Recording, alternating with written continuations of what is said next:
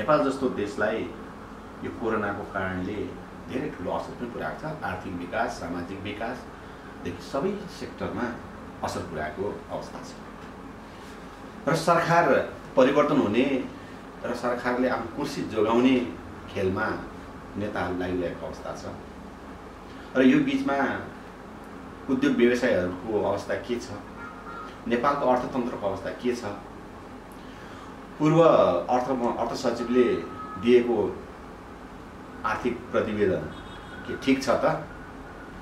र त्यसमा सुन्न पनि आएको छ जुन चाहिँ गलत डकुमेन्टहरू तयार गरेर नेपालको अर्थतन्त्र एकदमै सही ट्र्याकमा छ भनेर गएका प्रतिवेदनहरू अर्थ मन्त्रालयले सार्वजनिक गरेको थियो र त्यो सार्वजनिक गरेको अर्थतन्त्रलाई निजी क्षेत्रका व्यवसायहरूले कतिको स्वीकार्दछन् र यो कोरोनाबाट बचेर देशको अर्थतन्त्रलाई अब अगाडि बढाउन, देशको अर्थतन्त्रको विकासको लागि नेपालको सबैभन्दा जेठो निजी व्यवसायहरू छात्र सङ्गठन नेपाल चेम्बर अफ कमर्सका अध्यक्षसँग हामी भलाकुसारी गर्दैछौँ र चेम्बरको लामो इतिहास बोकेको छ। चेम्बरले लामो सङ्घर्ष गरेर अहिलेको अवस्थामा आएको छ र राणाकालीनदेखिकै अर्थतन्त्रलाई पनि चेम्बरले राम्रोसँग अध्ययन गरेको अवस्था छ र राणाकालीनदेखि अहिलेसम्मको अवस्थामा आइपुग्दाखेरि देशको अर्थतन्त्र कसरी विकास भइरहेको छ भन्ने विषयमा पनि हामी अलिकति छलफल गर्नेछौँ। दर्शकमै अहिले हाम्रो सामु उपस्थित हुनुहुन्छ नेपाल चेम्बर अफ कमर्सका अध्यक्ष राजेन्द्र मल्ल। स्वागत छ मल्ल सर। धन्यवाद। के छ, कोरोनाले त सबैलाई आन्तरक बनाएको छ, यहाँले कसरी सञ्चालन गरिराख्नु भएको छ अहिलेको यो परिवेश? अहिले यो कोरोनाको कारणले गर्दाखेरि चाहिँ पक्कै पनि हाम्रो विश्वव्यापी नै एउटा धनजनको क्षति भएको छ, एउटा चाहिँ आर्थिक चेन भत्किएको अवस्था छ होइन। र चाहिँ पक्कै पनि हाम्रो देशमा पनि अब हामी नेपाल एउटा सानो अर्थतन्त्र भएको मुलुक, त्यो कोरोनाको चाहिँ भनौँ न सुरुमा 2076को चैत्र 11देखि एउटा चाहिँ कोरोनाको सङ्क्रमणले चाहिँ हामी एउटा लकडाउनको अवस्थामा गएका थियौँ भनेदेखि केही महिना हामी बन्दाबन्नीमै बस्यौँ। त्यसपछि चाहिँ एउटा अर्थतन्त्र चाहिँ चलायमान गर्नुपर्छ र चाहिँ यसलाई चाहिँ कोरोनालाई चाहिँ एउटा संयमित भएर एउटा चाहिँ स्वास्थ्यको मापदण्ड जुन WHO नेपाल सरकार स्वास्थ्य मन्त्रालयले दिएको मापदण्डलाई चाहिँ पालना गरेर चाहिँ हामी एउटा अर्थतन्त्र चाहिँ चलायमान गर्नुपर्छ भन्ने हिसाबले हामीले सरकारलाई सुझाएका थियौँ। त्यसपछि गएको वर्ष बिचमा खोलियो र चाहिँ अलिकति अर्थतन्त्र चलायमान बनेको थियो भनेदेखि फेरि यो 78 साल वैशाख 16मा फेरि यो दोस्रो वेभ जुन आयो भेरिएन्ट, त्यसले गर्दाखेरि थुप्रै हाम्रा दाजुभाइ दिदीबहिनीहरूले मृत्युवरण गरेको अवस्था छ। त्यसको कारणले पुनः हाम्रो अर्थतन्त्र चाहिँ को चेन भत्किएको अवस्था छ भनेदेखि र हामी चाहिँ अहिले कस्तो अवस्था छौँ भनेदेखि यो विगतको जस्तो कुनै परिस्थिति चाहिँ छँदै छैन, तर चाहिँ सुस्त गतिमा जिनतिन चाहिँ चल्ने हिसाबले चाहिँ उद्योग व्यवसाय सञ्चालन भइरहेको अवस्था छ र चाहिँ अहिले हाल आएर चाहिँ सरकारले केही चाहिँ कुकुरोपन गरेको छ होइन। भनौँ न मनोरञ्जनका क्षेत्र भए, होलुजहरू हुने, पार्टी प्यालेस, मठ मन्दिर यस्तो बन्द गरेर अन्य क्षेत्रमा चाहिँ अलिकति आर्थिक चलायमान गर्नुपर्छ हिसाबले चाहिँ खोलेको अवस्था छ भनेदेखि यो विषम परिस्थितिमा हामी चाहिँ एउटा कस्तो छ भन्दाखेरि टिक्नको लागि मात्र उद्योग व्यवसायमा चाहिँ लागिरहेछौँ र चाहिँ विगत वर्ष जस्तो चाहिँ हाम्रो अर्थतन्त्र स्वत स्फूर्त रूपको छैन र चाहिँ केवल चलायमान भएको कुरा पनि जस्तो भनौँ न अलिकति तपाईँको चाहिँ खाद्य कुराहरू भए होइन, औषधजन्य कुराहरू भए, त्यसमा चाहिँ अलिअलि व्यवसाय प्रवर्धन र उद्योग चलिरहेको अवस्था छ भने अन्य उद्योग व्यवसाय चाहिँ सुस्त गतिमा छ र प्राय हाम्रो नेपाली दाजुभाइ दिदीबहिनीहरूले चाहिँ आफूले गरेको आम्दानी केवल खानको लागि र चाहिँ केही औषधजन्यको लागि खर्च गरिरहनु पर्ने अवस्था छ भनेदेखि चाहिँ फड्को मार्ने गरी कुनै किसिमको एउटा आर्थिक गतिविधि चाहिँ अगाडि बढिरहेको अवस्था छैन भन्ने कुरा राख्न चाहन्छु। जस्तो सरकारले त कोरोना रोकथामको नियन्त्रण त्यसको उपचारमा सरकार एकदम दत्तजित भएर लागेको छ, काम गरिरहेको छ भनिरहेको अवस्था छ। एकातिर कोरोनाको खोप पनि सहज रूपमा पाएको अवस्था छैन, एकातिर व्यवसायहरूले पनि तपाईँले पनि माग गर्नुभयो हाम्रा चाहिँ कर्मचारीहरूलाईदेखि लिएर चाहिँ कामदारलाई समेत मजदुरलाई समेत खोप लगाएर चाहिँ हामी सञ्चालन गर्छौँ, आफ्नो गर्नुपर्छु भनिरहेको अवस्थामा सरकारले गरिरहेको जुन यो कोभिडको रोकथाम र नियन्त्रणको लागि चाहिँ गरिरहेको जुन एउटा काम छ नि, यस सम्बन्धी यहाँले यहाँको संस्थाले कसरी मूल्याङ्कन गर्नुभएको छ? अब यो खोप चाहिँ के छ भने अहिले आएर यो केही महिना भनौँ न 1-1.5 महिनादेखि चाहिँ अलिकति यसलाई चाहिँ व्यापकता बनाइएको छ विगतभन्दा होइन। तर म के भन्छु भने अझ पनि यो खोपको व्यापकता पुगेको छैन। यसलाई चाहिँ गाउँ टोलमा पुर्याउनुपर्छ, हरेक समुदाय तह तब्कामा पुर्याउनु पर्दछ। र यो साथसाथै एउटा चाहिँ स्वास्थ्यको मापदण्ड जुन एउटा मास्क लगाउने भन्ने कुरा छ, अलिकति हाम्रो समाजमा अलि हेल्थ चेक क्राइ जस्तो भइरहेछ भनेदेखि यसलाई पनि अलिकति अनुशासित गरेर पालना गराउनेतिर हामी लाग्नुपर्छ। र चाहिँ त्यतिकै तपाईँको चाहिँ के छ भनेदेखि यो अहिले चाहिँ जुन किसिमको बजारमा खुल्ला किसिमको अवस्था छ भनेदेखि कहिलेकाहीँ त दुःख लाग्दै कुरा म यहाँलाई भन्न चाहन्छु कि खोप लाउने ठाउँबाट पनि तपाईँको चाहिँ रोग सरेको अवस्था छ होइन। त्यस्तो स्वास्थ्य केन्द्रमा जाँदाखेरि कमसेकम त्यहाँ त भौतिक दूरी राखिनुपर्ने हो नि खोप दिने बेलामा होइन। त्यस्तो पनि अलिकति हाम्रो हेल्थ चेक राइ छ। यो बानी चाहिँ तपाईँ हामी आम नेपालीको चाहिँ एउटा बानी हो, यसलाई अलिकति हामी सुधार गर्नुपर्छ। र सरकारले पनि यो क्षेत्रमा चाहिँ के छ भन्दाखेरि विगतमा छ नि तपाईँको मोटरसाइकल चलाउँदाखेरि बिना हेलमेट पनि चलाउँथ्यो होइन। र चाहिँ ट्राफिक प्रहरीले 200-500 जरिवाना दिने भनेपछि सबैले हेलमेट लगाउन थाल्यो भन्दाखेरि अब सिट बेल्ट पनि विगतमा चाहिँ लगाउने चलनै थिएन। सिट बेल्ट नलगाइकन गाडी चलायो भने पनिसमेन्ट आयो, यसो सबैले सिट बेल्ट लगाएर चलाउन थाल्यो भनेको यस्तै यो मास्क लगाउने क्षेत्रमा पनि अलिकति हल्का चाहिँ पनिसमेन्टै दिएर भए पनि चाहिँ आम जनतालाई सजग गराउनुपर्छ। र चाहिँ यो मास्कलाई अनिवार्य रूपमा लगाउने विधि हामीले चाहिँ कार्यान्वयन गराउनु पर्दछ। र चाहिँ यो खोपलाई चाहिँ व्यापक रूपमा चाहिँ परिचालन गरी लगिनुपर्छ। र यसको साथसाथै हामीले चाहिँ अर्थतन्त्र पनि सँगसँगै चलायमान गरेर लगिनुपर्छ, अन्यथा चाहिँ हामीलाई मुस्किल पर्न सक्छ। र चाहिँ हामीले यो भनौँ न यसलाई टेक्नको लागि अथवा चाहिँ ठेक्नको लागि मुस्किल पर्न सक्छ। र चाहिँ पक्कै पनि हामी अनुशासित बन्नै पर्छ र चाहिँ खोपलाई चाहिँ व्यापक रूपमा लिएर जानुपर्छ भन्ने कुरा राख्न चाहन्छु। जस्तो अर्थतन्त्र चलायमान बनाइराख्नुपर्छ भनिरहँदाखेरि यो अर्थतन्त्रको यो कोभिडको विषयमा जुझ्दै जाँदाखेरि र अर्थतन्त्र चलायमान गराइ जानलाई चाहिँ यहाँहरूले कस्तो खालको योजना बनाउनु भएको छ? यहाँले सरकारले कस्तो खालको चाहिँ योजना दिनुभएको छ, सल्लाह दिनुभएको छ र त्यो सल्लाहलाई सरकारले कतिको ध्यान गर्छ? विशेष गरी यो अर्थतन्त्र चलायमानको लागि स्वास्थ्यको मापदण्डमा त्यसमा दुविधा भएन, खोप लगाउने कुरा पनि दुविधा भएन।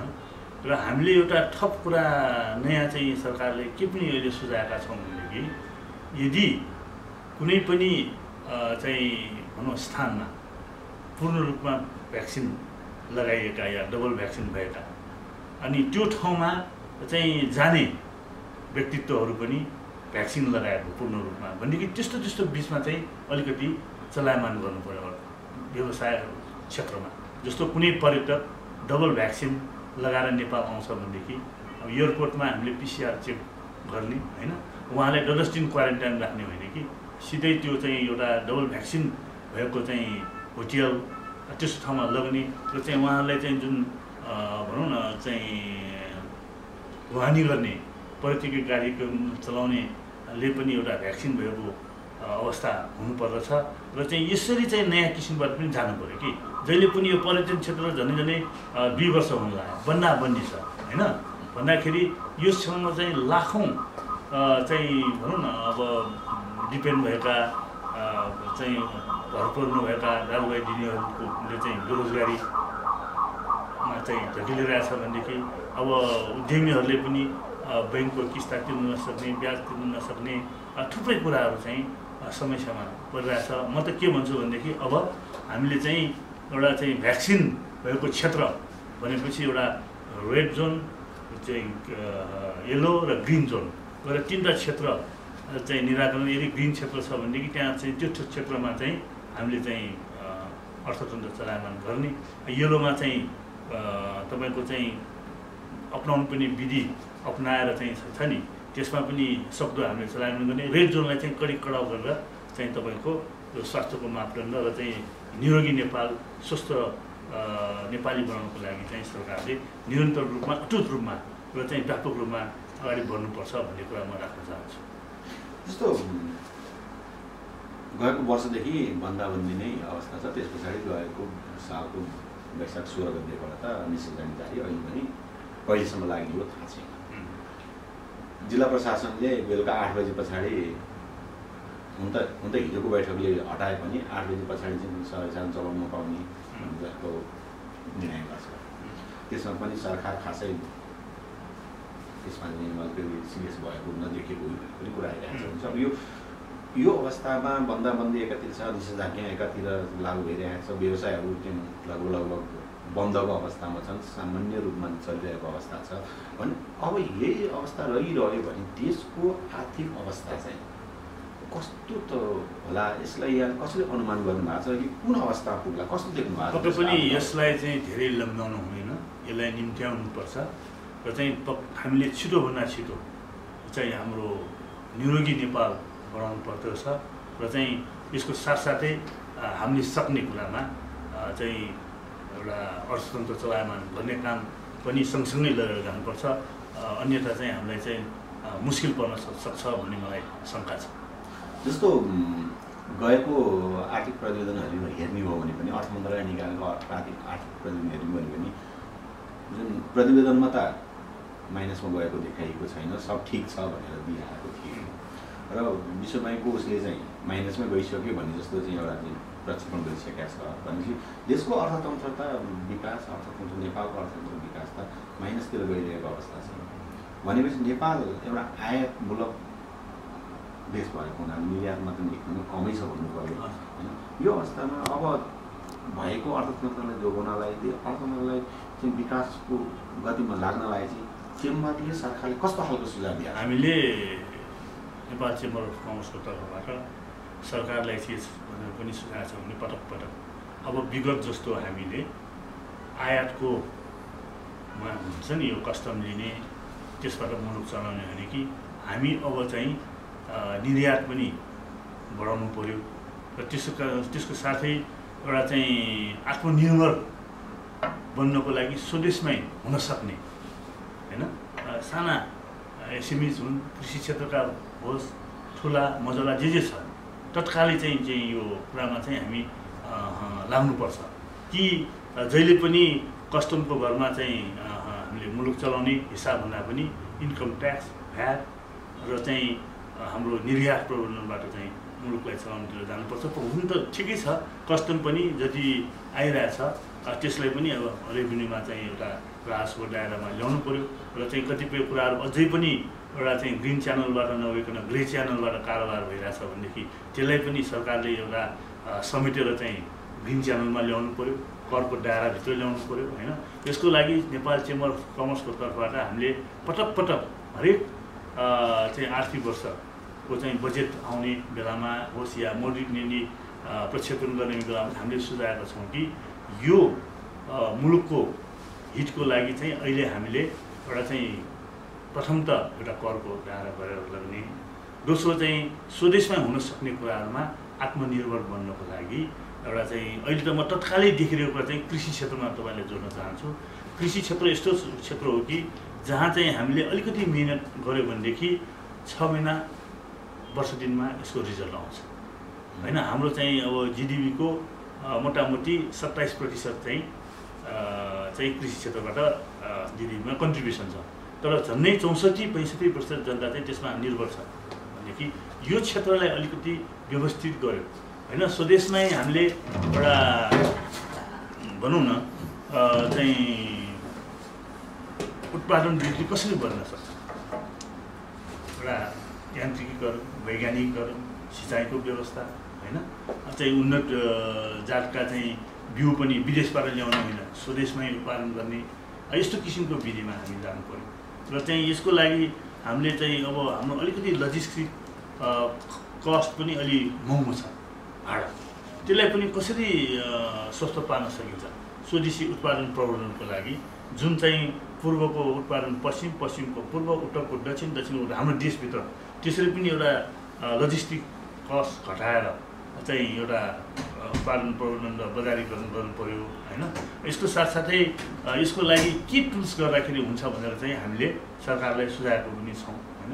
त्यतातिर सरकारले ध्यान दियोस् भन्ने कुरा हामी आग्रह गर्न चाहन्छौँ र चाहिँ यो क्षेत्रमा र त्यसको साथसाथै हामीले चाहिँ यो एसएमइजको उत्थानको लागि होइन, महिला उद्यमीको उत्थानको लागि सरकारले एउटा जुन किसिमको एउटा सहुलियत ब्याज दरमा ऋण दिने भन्ने कुरा छ त्यसलाई सहजीकरण र सरलीकरण गर्नुपर्छ भन्ने एउटा व्यवहारमा अर्को हुनुहुन्न भन्ने कुरा राख्न चाहन्छु। जस्तो यहाँ कृषि कुरा उठाइहाल्नु, कृषि पर्यटन नेपालको लागि र नेपालको अर्थतन्त्रलाई एकदमै मेरुदण्डको रूपमा लिएको छ। शाखाले पनि यसलाई मनन गरेको छ। तर कृषिको नाममा जुन एउटा सुविधा पनि दिने ब्याङ्कले गरेको छ, 6%मा ब्याजमा पाउने सहुलियत ऋण पाउने पनि भनिरहेको छ। तर यो अहिले पछिल्लो चरणको एक दुईवटा चाहिँ यो प्रतिवेदनहरू हेर्दा चाहिँ त्यो कृषिको नाममा दिने सुविधा हुन्छ जसलाई लक्षित वर्गमा नपुगेर ठुला व्यवसायी या चाहिँ पहुँचवालाहरूले चाहिँ कृषिको नाममा चाहिँ लिए भनेर पनि आइरहेको छ। यसलाई चेम्बरले कसरी हेरिरहेको छ? यहाँले भन्नुभयो साना किसानहरूलाई के साना उद्यमीहरूलाई पनि अगाडि ल्याउनलाई त्यो एकदमै हुन्छ, त्यसलाई दाएर बढाउनुपर्छ पनि भनिरहेको अवस्थामा यो दिएको सुविधा त ठुला व्यवसायहरू या चाहिँ सरकारसँग नजिक भएका या पहुँच भएकाले मात्रै प्रयोग गरे भन्ने पनि यसो छ। यसमा के छ भन्दाखेरि कृषि क्षेत्रमा एउटा भनौँ न सहुलियत ब्याज दर 5%मा दिने भन्ने कुरा आएको छ। त्यो ठुलोले पनि पाउनु पऱ्यो, सानोले पनि पाउनु पऱ्यो कि।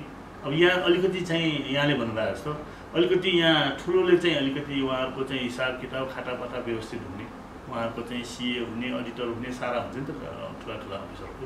तर जुन एसएमइज र चाहिँ कृषकहरूको त्यो किसिमको उहाँहरूको खातापाता नभएकोले अलि लोन दिनलाई हिचकिचाउने रहेछ कि ब्याङ्कहरूले।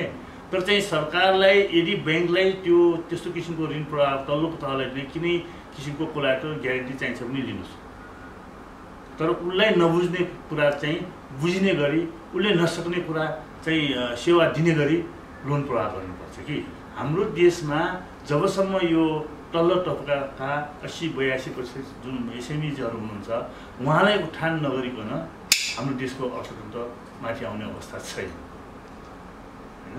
किन भन्दाखेरि व्यापक रूपमा चाहिँ उहाँहरूको सहभागिता र चाहिँ जिडिपीमा कन्ट्रिब्युसन भएन भनेदेखि हाम्रो अर्थतन्त्रकोमा चाहिँ जिडिपी ग्रोथ पनि हुन सक्दैन।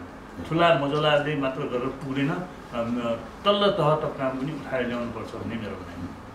जस्तो कृषिको कुरा गर्दाखेरि जस्तो सरकारले कृषिमा आत्मनिर्भर बनाउँदा पर्यटन व्यवसायलाई लगाउँदाखेरि होइन जुन कर्जा दिने जुन सुविधा छ मलाई अलिकति के भने जुन गुनासो त बढी पनि रहेको छ, त्यो साना किसान साना उद्यमीहरूलाई पाउने गरी बैंकसँग समन्वय गर्नको लागि र सरकारबाट आएर बैंकसँग समन्वय गर्नलाई चेम्बरले कस्तो खालको भूमिका खेलेको छ? विशेष गरी हामीले यो कस्तो छ भने हामीले भनेको चाहिँ सबै कुरा सरकारले सुझाउने कुरा हो होइन। र सरकारले हामीले सुझाएको अनुसार राष्ट्र ब्याङ्क मार्फत चाहिँ वाणिज्य ब्याङ्कहरूलाई निर्देशित गर्नु पर्यो। मैले अघि नै पनि भने उहाँहरूको पैसा जुन दिने कृषि कर्जामा मोटामोटी 15% लगानी गर्नुपर्छ भन्ने कुरा छ भनेदेखि त्यो कुरा यहाँले भनेको ठुला मजौलामा मात्र पुगेको छ, तल्लो तहमा पुगेन। अहिले चाहिँ नेपालमा 753 पालिकामध्ये 750वटा पालिकामा ब्याङ्कको पहुँच पुगिसकेका छ भनेदेखि त्यो लोन प्रवाह गर्नको लागि चाहिँ ब्याङ्कको चाहिँ एप्रोच हुनेसँग मात्र नभई होइन, जो चाहिँ साँच्चीकै चाहिने व्यक्तित्वको लागि हाम्रो दाजुभाइ दिदीबहिनीलाई चाहिँ लोन प्रवाह गर्नुपर्छ। त्यसको लागि चाहिँ एउटा सरलीकरण र सहजीकरणको ऋण नीति ल्याउनुपर्छ। पक्कै पनि ऋण दिएपछि त्यसको असुली पनि हुनुपर्छ। यहाँ हाम्रो एक दुईवटा समस्या के छ भन्दाखेरि जस्तै कृषिमा लोन दिन साथै तपाईँको दियो अनि त्यसको ब्याज सुरु हुने, ब्याज त तिर्नुपर्छ। तर म चाहिँ के भन्दाखेरि त्यो कृषकले लोन लिँदाखेरि मैले यसो सरस्वती अध्ययन गर्दाखेरि उहाँले चाहिँ ग्रेस पिरियडै छैन कि। लोन लिएपछि अब साउ पनि किस्ता पनि 5 वर्षमा भुक्तानी गर्नुपर्ने हुँदैछ कि। तर चाहिँ म त्यो कमसेकम एउटा ग्रेस पिरियड दिनु पऱ्यो, 6 महिना जति छ नि, ब्याज महिना भनेको होइन जुन 5%, 6 महिनासम्म चाहिँ त्यसलाई चाहिँ ग्रेस पिरियड दियो। त्यसपछि 7औं महिनादेखि लिने होइन। त्यसको चाहिँ यो 5 वर्षभित्र चाहिँ सामा र किस्ता तिर्नलाई चाहिँ अवस्थाहरूले 5 को ठाउँमा चाहिँ 7-8 वर्ष लगिनुपर्छ कि त्यसरी जानु पऱ्यो कि 5 वर्षभित्र तिर्नुपर्ने भन्ने जुन ब्याङ्किङ एउटा नीति छ त्यसै नपुग भयो भने एउटा चाहिँ अलिकति बढाएर पनि ल्याउनु पऱ्यो र लगानीको रिटर्न चाहिँ हुने एस्योर हुनैपर्छ, अन्यथा ब्याङ्कै चल्न सक्दैन, मुलुकै चल्न सक्दैन भनेदेखि यो कुरालाई चाहिँ विशेष गरी ध्यान दिएर त्यसको साथसाथै सरकारले पनि एसएमइज र चाहिँ कृषि उद्यमीको उत्थानको लागि अन्य कुरामा कसरी सहुलियत दिन सकिन्छ त? म त एउटा कुरा के भन्छ भने अघि नै मैले आन्तरिक ढुवानीको कस्ट चाहिँ अलिकति सस्तो भयो भने देशभरि चाहिँ यताउति जान सक्छ, नत्र भनेदेखि हाम्रो चाहिँ त्यो हेलम्बुमा फलेको स्याउ चाहिँ वीरगन्जमा पुग्न सक्दैन कि रक्सोलबाटै आउँछ नि त होइन। भन्दाखेरि यसको लागि किनभने उतातिर चाहिँ भाडादेखि लजिस्टिक कस्टहरू चाहिँ सस्तो छ भने यसको लागि अलिकति एउटा मैले के पनि सुझाएको छु भने यो बजेटको बेलामै भनेको थिएँ कि यो मुलुकको लागि चाहिँ एउटा 753 पालिकाको लागि एउटा कृषि एम्बुलेन्स सेवा पनि सुरु भयो। कृषि एम्बुलेन्स भन्नाले कस्तो भन्दाखेरि विशेष गरी यो हामी बिरामी हुने एम्बुलेन्स भने जस्तै कृषिको सामानहरू कृषकले उत्पादन गरेको सामानहरू ढुवानी गर्नको लागि कमसेकम त्यो गाडी झिकाउँदाखेरि भन्सार सहुलियत दिने होइन। पक्कै पनि त्यसमा तेल खर्च ड्राइभर खर्च लाग्छ, त्यसमा त चाहिहाल्यो। त्यस्तो कुरा 753वटा पालिकामा 753वटा गाडी चाहिँ भन्सार महसुलमा दिएर यो मुलुकलाई के फरक पर्छ होइन भन्दाखेरि त्यो गऱ्यो भनेदेखि त्यहाँ उत्पादन चाहिँ प्रवर्धन चाहिँ स्वदेशभित्रै हुन्छ र चाहिँ यसको साथसाथै हामीले अब त्यो मात्र भनेर पनि भएन कि यो गर्न साथै तपाईँको सुन अब झन्डै 2 खर्ब हाम्रो चाहिँ खानेकुराको आयात छ होइन। यसलाई अलिकति व्यवस्था गर्नु कमसेकम यो 2-3 वर्ष व्यवस्थित गर्यो भने 100% आयात मतलब प्रतिस्थापन गर्न नसके तापनि कमसेकम आधी भए पनि गर्न सकिन्छ होइन। यतातिर चाहिँ हामीले चाहिँ कम्मर कसरी लाग्नुपर्छ र चाहिँ अब बजेटमा एड्रेस हुने होइन, कार्यान्वयन नहुने चाहिँ हुनु भएन होइन। यो चाहिँ हाम्रो देशको एउटा रोग जस्तै भयो, बोल्ने अनि कार्यान्वयन चाहिँ ढिलो हुने, कतिपय कुरामा हुने नहुने, यस्तो नहोस् भन्ने मेरो आग्रह हो। जस्तै बजेट कुरा गरिहाल्नु, बजेट त तत्कालीन पूर्व प्रधानमन्त्री केपी ओलीसँग नेतृत्व टिमले बजेट लिएर आयो। अब अहिले त्यो बजेट कार्यान्वयन नियुक्त भएका प्रधानमन्त्री शेरबहादुर देउवाको नेतृत्व टिमले गरिरहेको छ। यो बजेट कार्यान्वयन हुने अवस्था कतिको देख्नु भएको छ तपाईँले? एउटाले लिएर आयो, अर्कोले त्यो बजेटलाई हेरफेर त गर्ला या के गर्छ, त्यसलाई कसरी बुझ्नु भएको छ? यस्तो छ कि यसमा चाहिँ अब म त के भन्छु भनेदेखि सरकारको नेतृत्व परिवर्तन भए तापनि सरकारको नीति राम्रो छ भने त्यसलाई डरिलो चाहिँ लङ लास्टिङ हुने गरी टिकाउनु पर्छ होइन।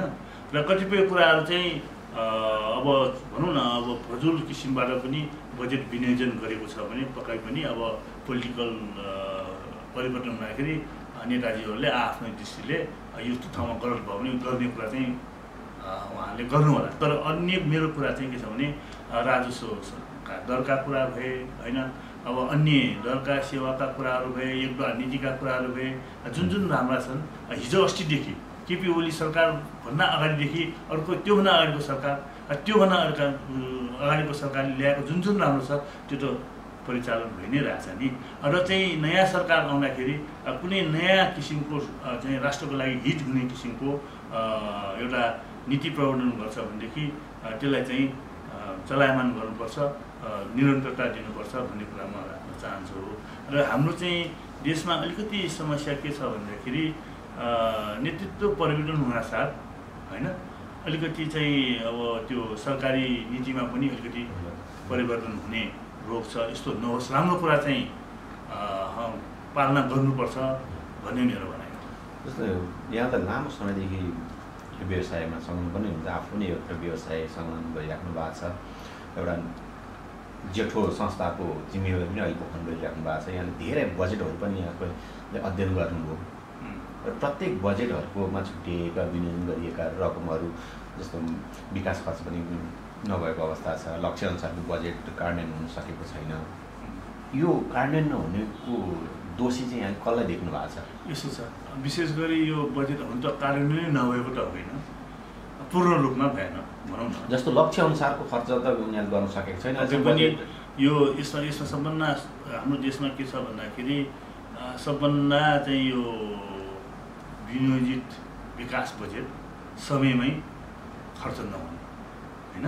हुन त हामी कहाँ के छ भनेदेखि आन्तरिक राजस्वको तपाईँको जुन आम्दानी छ नि त्यसको 90% चाहिँ चाल खर्चमा जान्छ, 10% मात्र विकासमा जान्छ। भन्दाखेरि घर चलाउनलाई 90% चाहिँ घरको मर्मत सामानमा लाग्ने, अब चाहिँ 10%ले घरको चाहिँ अथवा चाहिँ भनौँ राम्रो गर्ने टल्ला ठोक्नलाई कसरी गर्न सक्ला। यो अलिकति हाम्रो चाहिँ बजेटको साइज अलि ठुलै हो कि होइन। मलाई त के लाग्छ भने घाँटी हेरेर हारिदिनुपर्छ, आफ्नो आम्दानी अनुसार चल्नुपर्छ होइन। सक्ने कुरा चाहिँ आन्तरिक राजस्वबाट परिचालन गर्ने, हुनै नहुने कुरामा मात्र तपाईँको चाहिँ ऋण लिएर प्रभाव गर्नुपर्छ।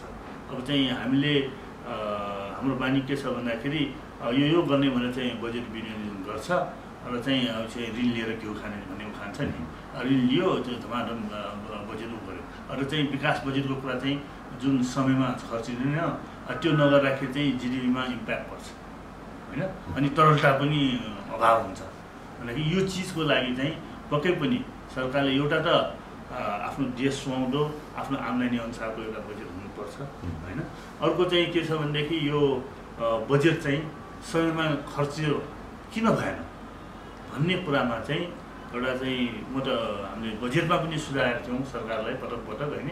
क्वार्टरली 3-3 महिना तपाईँको चाहिँ किन भएन र चाहिँ के कारणले नभएको भने चाहिँ अनुभव पनि हुनुपर्छ भन्छु म विनियोजित बजेट होइन। तर यहाँ हामी कहाँ चाहिँ कस्तो छ भने अब बजेट राखियो जेठ असारमा चाहिँ त्यो भरभर्ती खर्च गर्ने, तपाईँ हामीले चाहिँ त्यो रगत पसिना बगाएर कमाएको जुन कर तिरेको कर राजस्व चाहिँ त्यो बर्खाको पानीले बगाउने। यो हेर्दाखेरि चाहिँ अलिकति दुःख लाग्छ। यसो नहोस्, यसो नगरियोस् भनेर चाहिँ मको तर्फबाट हामी स्पष्ट रूपमा बजेटमा पनि सुधारेका छौँ। अलिकति प्रश्न जस्तो बजेट एउटा सरकारले ल्यायो, अर्को सरकारको आइसके पछाडि जुन एउटा निश्चित समयमा आउनुपर्ने मौद्रिक नीति थियो, राष्ट्रपतिले सार्वजनिक गर्ने मौद्रिक नीतिको पनि धेरै अर्थपूर्ण रूपमा हेरिन्छ र त्यसले पनि देशको विकास अर्थतन्त्र विकासलाई पनि टेवा पुर्याउँछ लगायत यहाँले भने अहिले जति कुरा गर्नुभयो त्यसलाई पनि त त्यो मौद्रिक नीतिले सम्बोधन गर्छ। र त्यो मौद्रिक नीति जुन अहिले पछिल्लो चरणमा अलिक ढिला आइसके पछाडि त्यो मौद्रिक नीतिमा ल्याइएका कुराहरू कार्यान्वयन हुने सम्भावना कति देख्नु भएको छ? पक्कै पनि यो मौद्रिक नीति चाहिँ के छ भने यसपालि अलिकति केही दिन ढिला भएको हो र चाहिँ यो मौद्रिक नीति चाहिँ जुन आएको छैन नआउन्जेल केही दिनको लागि त पुरानोले चाहिँ भनौँ न अल्ल्या हुन्छ नि ब्रड फरवार्ड गरेर काम कारबाही भइरहेको अवस्था छ भनेदेखि यो मौद्रिक नीति चाहिँ समयमै आउनुपर्छ। यो चाहिँ 3-3 महिनामा आउने कुरा हो, कहिलेकाहीँ 2-4 दिन तलमाथि हुनसक्छ होइन। टेक्निकल समस्याहरू उहाँको आन्तरिक पर्न सक्छ, त्यसले नै चाहिँ मुलुकलाई अप्ठ्यारै चाहिँ लकअपै हुने अवस्था चाहिँ छैन। किनभने यो क्वार्टरली आउने मौद्रिक नीति हो र चाहिँ केही दिन तलमाथि भएमा केही समस्या छैन। तर आउने मौद्रिक नीति चाहिँ विशेष गरी तल्लो तह तबकामा पुग्ने गरी चाहिँ एड्रेस गर्नुपर्छ होइन। गएको वर्ष चाहिँ मौद्रिक नीतिमा केही छुट भएको कुरा यसपालि चाहिँ भर्खरै आएको होइन। यो वर्षको मौद्रिक नीतिमा चाहिँ केही एसएमइजहरूलाई पर्यटन क्षेत्र यातायात क्षेत्र जुन चाहिँ चेम्बरले सुझाएको कुराहरू निकै उहाँहरू चाहिँ पीडामा छ, यसलाई पनि एड्रेस गरिनु पर्यो भन्ने कुरा चाहिँ यसपालि समेट्ने भन्ने कुरा चाहिँ मौद्रिक नीतिले एड्रेस गरेको छ। यसको लागि म राष्ट्रपतिलाई पनि धन्यवाद दिन चाहन्छु र चाहिँ यो चाहिँ कार्यान्वयनको पाटो चाहिँ फिटलो हुनु भएन, कार्यान्वयन होस् भन्ने कुरा पनि राख्न चाहन्छु। जस्तो मौद्रिक नीति पनि आउँछ, लेखिएको पनि हुन्छ, सार्वजनिक पनि हुन्छ, तर जुन कुरा सार्वजनिक गरिएको छ त्यो कुरा सम्बन्धित निकायले उपभोग गर्न नपाइरहेको पनि गुनासो छ। जस्तो गएको बजेटले पनि यो लकडाउनको बिचमा र यसमा आएको चाहिँ बत्तीको शुल्कमा चाहिँ छुट दिने पनि भन्ने कुरा आएको थियो, त्यो पनि नपाएको भन्ने गुनासो आएको छ। यसमा कसरी हेर्नु भएको छ? यस्तो छ कि अब यहाँ हामी कहाँ बजेटले थुप्रै कुरा बोलिने अनि त्यही कुरा सम्बन्धित विभाग या मन्त्रालय होइन। अब अर्थ मन्त्रालयले बजेटबाट प्रक्षेप पनि यो हुनेछ, यस्तो हुनेछ, यति छुट दिनेछ भन्छ, तर सम्बन्धित ठाउँमा गर्दाखेरि चाहिँ कतिपय कुरामा नपाइएको अवस्था छ। यस्तो नहोस् भनेपछि यहाँ के बुझ्नु भने सरकार एउटा भन्छ र सम्बन्धित निकायसम्म चाहिँ त्यो कुरा पुग्दैन, त्यहाँ चाहिँ समन्वय चाहिँ कम भएको भन्ने। पक्कै पनि यो सम्बन्धित निकायमा चाहिँ पुग्नुपर्छ र चाहिँ अर्थ मन्त्रालयले चाहिँ बजेट ल्याएछ यो देशभरि नै लाग्नु। सरकार भनेको त हाम्रो एउटै हो नि, मिनिस्ट्री फरक हुन सक्ला, हाम्रो लागि गार्जियन त एउटै हो नि। उहाँहरूको आन्तरिक एउटा चाहिँ सम्बन्ध चाहिँ सुधार हुनुपर्छ र चाहिँ एकीकृत सेवा प्रदान गर्नुपर्छ। अब जहाँ बजेटले एड्रेस गरियो हामी कहाँ आएको छैन होइन भन्ने किसिमको एउटा चाहिँ समस्या छ, यस्तो नहोस्। एड्रेस गरेपछि फटाफट कार्यान्वयन होस् र चाहिँ बजेट पनि यसरी दिने विनियोजन गर्ने भन्ने कुरा पनि अर्थ मन्त्रालय समयमै सम्बन्धित मन्त्रालयमा पठाइयोस् भन्छु म। कहिलेकाहीँ बजेटमा यति दिनेछ, यो हुनेछ, यो क्षेत्रलाई यति प्रदान गर्नेछ भन्यो भने भोलि निकासा चाहिँ त्यहाँ गयो निकासै भइरहेको छैन भन्ने कुरा यस्तो समस्या छ। खालि यो त नेगेटिभ कुरा पनि नसौँ, हामीले चाहिँ अलिकति अब समस्या त भइ नै हाल्छ, तर चाहिँ हामीले अलिकति पोजिटिभ सोच राखेर एउटा नवीनतम सोच राखेर बोलेपछि कार्यान्वयन हुने किसिमबाट हामी मुलुकलाई अलिक बढाउँ भन्ने कुरा म राख्न चाहन्छु। जस्तो यहाँले भने जस्तो बजेट चाहिँ अलिकति चर्चामुखी, अलिकति चाहिँ के अरे प्रशंसामुखी ल्याउने र त्यसमा ल्याएको भनेको स्रोत नधानिसके पछाडि नपाएको हो कि के हो त? यो के चर्चाको लागि मात्रै ल्याएको होइन? होइन, बजेट त्यसो चर्चाको लागि कुराको मात्र ल्याएको पक्कै होइन, तर जे गर्नु छ यो हुन्छ। जस्तो हो एउटा चाहिँ तपाईँको चाहिँ मास्टर डिग्री गरेका विद्यार्थीहरूले होइन 25 लाखसम्म 5 वर्षमा पाउने भन्ने कुरा ल्यायो होइन। भन्नलाई भनिदियो, त्यो विद्यार्थी सर्टिफिकेट लिएर ब्याङ्कमा जाँदाखेरि ब्याङ्कले भन्छ कुन आधारमा तपाईँले खोइ तपाईँको प्रोजेक्ट खोइ अथवा कोही कोलाटरल छ कि छैन। ब्याङ्कले पनि त आफ्नो जमानी त खोज्छ नि, कि त सरकार हामी जमानी छौँ यतिलाई दिनुहोस् भने चाहिँ परिपत्र सरकारले धमाधम गरिदिनु पऱ्यो होइन। भने यस्तो कुरामा चाहिँ भन्यो अनि पाउँछ भनेर गयो, एकाजनाले पाउने भनौँ न धेरै जसोले चाहिँ नपाउने अवस्था छ कि अझै यो दुखेसो छ। यसो नहोस्, सक्ने कुरा मात्र भनौँ, भनिसकेपछि सबैले पाओस्। तल्लो तह तबका जसको एप्रोच होस् नहोस् नियमअनुसार गएपछि एउटा चाहिँ व्यवस्थित रूपमा एप्लिकेसन दिएपछि उसले पनि पाओस्, पहुँचवालाले मात्र पाउने कुरा नहोस् भन्ने कुरा राख्न चाहन्छु। जस्तो अब म अलिकति निज क्षेत्रतिरै फर्केँ फेरि। अब जस्तो अहिले विभिन्न नामका निज क्षेत्रको सङ्गठन खोलिएको छ। अहिले प्रत्यक्षमा 3वटा सङ्गठन चाहिँ बढी सक्रिय देखिएको छ। त्यसमा सबैभन्दा जेठो संस्था यहाँले नेतृत्व गरिराख्नु भएको छ। त्यस पछाडि नेपाल उद्योग वाणिज्य महासङ्घ छ भने अर्को चाहिँ उद्योग वाणिज्य सङ्घमा चाहिँ दोस्रो पटक चाहिँ अध्यक्ष हुन नसकेपछि समानान्तर संस्था खोलिएको नेपाल परिसङ्घ छ। नेपाल उद्योग परिसङ्घ स्थापना भएर अगाडि गइरहेको छ। यो बिचमा यहाँहरूको बिचमा चाहिँ नेपाल चेम्बर र उद्योग वाणिज्य महासङ्घ बिच टसल पनि आएको थियो। गएको चाहिँ नेतृत्वमाथि विभिन्न आरोप लगाएर सहजताबाट निकालिएको पनि थियो। अहिले कसरी अगाडि बढिरहेको छ? चेम्बरको र सदस्यताबाट निकालिएको होइन। कस्तो भयो भनेदेखि नेपाल चेम्बर अफ कमर्स चाहिँ यहाँले भनि नै सक्नुभयो 2007 सालमा स्थापना भएको, राणाकालदेखि नै उद्योग व्यवसाय बुझेको र चाहिँ मुलुकलाई त्यो बेलादेखि नै एउटा चाहिँ करको दायरा कसरी बढाएर लग्ने र चाहिँ व्यवसाय र चाहिँ सरकारबीच सेतुको रूपमा काम कसरी गर्ने होइन, र चाहिँ मुलुकको आर्थिक उन्नतिको लागि कसरी गए हुने भन्ने किसिमको सेवा चाहिँ दिएको पहिलो संस्था चाहिँ नेपाल चेम्बर अफ कमर्स हो होइन। यो तपाईँले पुरानो कुरा कोट्याउनु भयो। चाहिँ नेपाल चेम्बर अफ कमर्सले नै उद्योग वाणिज्य सङ्घ पछि महासङ्घ हो। नेपाल चेम्बर अफ कमर्सले नै यहाँको अध्यक्ष नै उताको अध्यक्ष भएर स्थापना भएको संस्था हो। यो विषयमा हाम्रो कुनै किसिमको छैन। तर पछि चाहिँ के छ भने चेम्बरले चाहिँ अन्तर्राष्ट्रिय चाहिँ राजधानी केन्द्रित भएर काम गर्थ्यो भनेदेखि उद्योग वाणिज्य सङ्घबाट महासङ्घ भएर चाहिँ उनले देशभरि उद्योग वाणिज्य क्षेत्रमा जान्थ्यो। सुरुमा त अझ के थियो कुरा पनि थियो भनेदेखि उद्योग चाहिँ उता हेर्ने, वाणिज्य चेम्बरले हेर्ने पनि भन्ने कुरा थियो कि म पनि यहाँ इन्ट्री हुनु अगाडिको कुरा होइन। म चेम्बरमा आएको मोटामोटी 15 वर्ष होइन। हामी आइसकेपछि नेपाल चेम्बर अफ कमर्स र उद्योग वाणिज्यसँग कुनै पनि हाम्रो चाहिँ कम्पिटिसन पनि छैन, दुविधा पनि छैन। हामी चाहिँ एउटा सिक्काको दुई पाटा हो। हामी मिलेरै देशको आर्थिक उन्नति प्रगतिको लागि होइन र चाहिँ व्यवसायिक हकको लागि सँगै बसेर काम गरेका छौँ। चाहिँ विगतमा चाहिँ हामी चाहिँ यो क्यापिटल र चाहिँ अन्तर्राष्ट्रिय क्षेत्रमा चाहिँ थियौँ भनेदेखि यो प्रादेशिक स्वरूप आइसकेपछि हाम्रो पनि यो एन्डमै के आयो भनेदेखि चाहिँ गाउँमा चाहिँ हाम्रो पनि समर्थन जानुपर्ने आवश्यकता हो।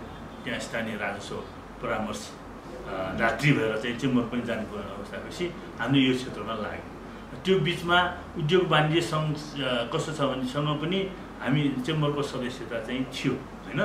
भइसकेपछि कतिपय कुराहरू चाहिँ हामीले चाहिँ व्यावसायिक एकतामा त हामी छँदैछौँ र चाहिँ त्यो चेम्बर चाहिँ संस्था अब चाहिँ प्रादेशिक गएपछि उद्योग वाणिज्य महासङ्घको चाहिँ प्रदेशको सदस्य भएर त बस्न त मिल्दैन होइन।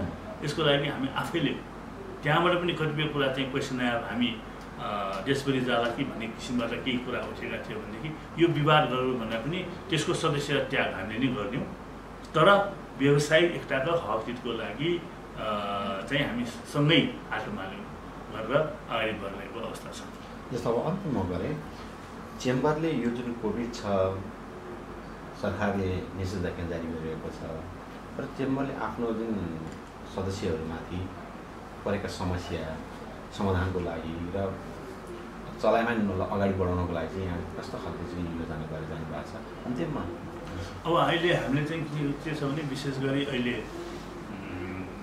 यो अर्थतन्त्र चाहिँ चलायमान र चाहिँ हाम्रो जिल्ला प्रदेश तह तर्फमा पनि एउटा चाहिँ खोपलाई चाहिँ व्यापक रूपमा गरिनु पर्यो भने सरकारलाई आह्वान गरिरहेका छौँ होइन। कतिपय चाहिँ उस ठाउँमा दिइरहेको पनि अवस्था छ होइन। र त्यसको साथै अब हरेक तह तबकामा फ्रन्टलाइनमा बस्ने व्यवसायलाई पनि चाहियो भनेर चेम्बर अब भोलि नै या पर्सि नै हामीसँग पुरा पत्राचार भइसकेको छ।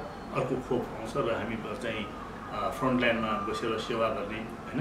हाम्रा चाहिँ अब ठुला मजला साना यो रिटेलर पसल मजदुर हाम्रा छ नि यातायात कर्मी जुनसुकै व्यवसाय क्षेत्रमा हामी कहाँ यातायात महासङ्घ पनि सदस्य छ होइन। उहाँहरूलाई पनि एउटा खोप दिनको लागि हामी पहल गर्नेछौँ।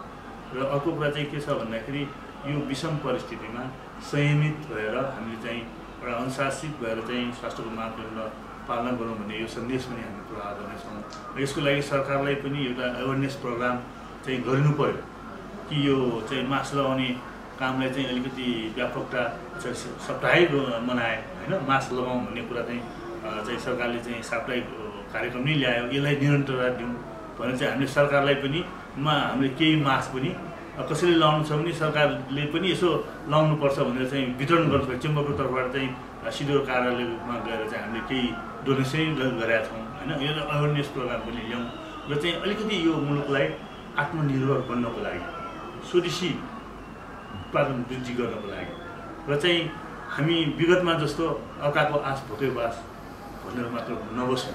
अब हामी केही गरौँ, हामी आफै उत्पादनशील बनौँ र चाहिँ एउटा अन्तर्राष्ट्रिय क्षेत्रमा यो मुलुक सुरक्षित छ, राम्रो छ र अहिले बिजुलीमा पनि प्रचुर सम्भावना भएको मुलुक। अब अन्तर्राष्ट्रिय ठुल्ठुला कम्पनीको फ्रेन्चाइजीहरू ल्याएर पनि भनौँ न त्यस्तो उद्योगको उत्पादन हाम्रा युवा दाजुभाइ दिदीबहिनीहरूले अहिले सिकिरहनु भएको छ। उहाँले नेपाल भित्रौँ र चाहिँ उहाँले सिकेको सिप यहीँ उत्पादन प्रवर्धन गरेर एउटा चाहिँ अन्तर्राष्ट्रिय क्षेत्रमा पनि निर्यात गर्न सक्ने जुन कुरा चाहिँ भियतनामहरूले यस्तो कार्य गरिरहेको छ कि तपाईँ अहिले कम्बोडियाहरू यस्तो गइरहेछ भन्दाखेरि अहिले तपाईँ बङ्गलादेश हेर्नुहोस् अगाडि बढाएको छ। यो जुन हाम्रो छिमेकी एसियन कन्ट्रीहरूले गरेको कुरा र चाहिँ राम्रो कुरा चाहिँ हामी आफूले पनि सिकेर हामी आत्मनिर्भर बनौँ र उत्पादनशील बनौँ भन्ने कुरा चाहिँ म राख्न चाहन्छु। हस् तपाईँलाई दर्शकवृन्द, अहिले हामीले देशको अर्थतन्त्रको बारेमा र निजी व्यवसायहरूको बारेमा चेम्बरका अध्यक्ष राजेन्द्र मल्लसँग हामीले कुराकानी गरेका थियौँ र अर्को पटक हामी फेरि यसै विषयमा या फरक प्रसङ्गमा फेरि कुराकानी गर्नेछौँ। त्यतिन्जेलसम्मका लागि हाम्रो टिमलाई बिदा दिनुहोस्। हस्त, धन्यवाद।